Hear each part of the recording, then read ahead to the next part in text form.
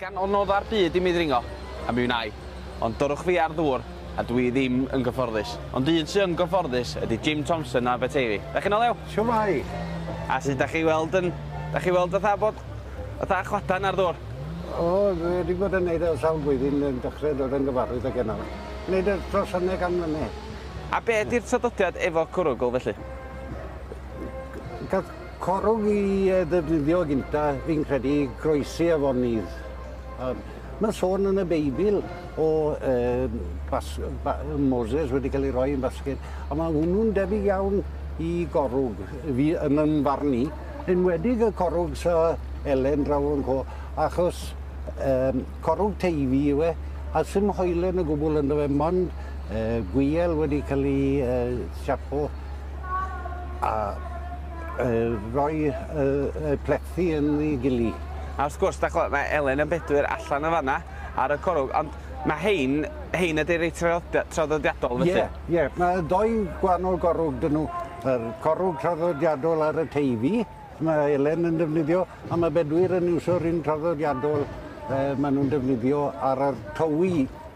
Ond fi yn un modern iawn, un fiberglass. Maen nhw'n defnyddio'r rhain nawr i bisgota oherwydd maen nhw'n lot yn gryfach na'r corwg traddodiadol. So felly mae'r corwg yn cael ei defnyddio bob dydd dal i fod felly? Odi.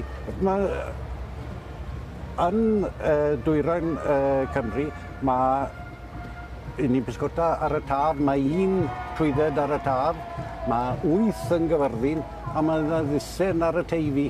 Reit. A felly, a be ydy'r mantais o gael gorwg i fynd i bysgota felly?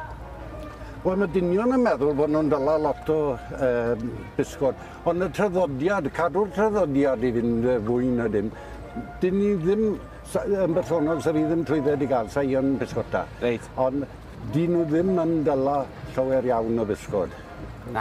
Fel mae dynion yn meddwl. Mae nhw'n meddwl oherwydd bod nhw'n defnyddio rhwyd, bod nhw'n clirio'r afon, ond na, dyn nhw ddim fyny o gwbl. Ond beth sydd dda, yn ymwedig yn y sioe yma, ydy gweld y ddau gwahanol fath, ac yn ymwedig dau bobl ifanc sy'n mynd ar rhywbeth, a fel hyn mae cadw'r traddodiad i fynd yn dweud. Treial angore. Blynydde nôl, oedd da fi grwt bach 8 blwydd oed yn dod i'r sioe, a wedd e'n defnyddio corwg. Daniel Reeves oedd hwnnw, a wedyn fi oedd Emily da fi o Gyfyrddin. Oedd hi rhyw 12 oed.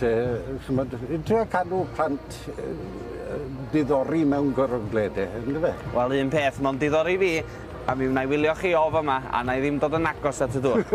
Wel, mae croeso chi ddod da fi os ydych chi moyn. Mae'n iawn, diolch yn fawr chi. Na fe. Neu sgwrdd â chi. Diolch yn fawr. Hwyl lan.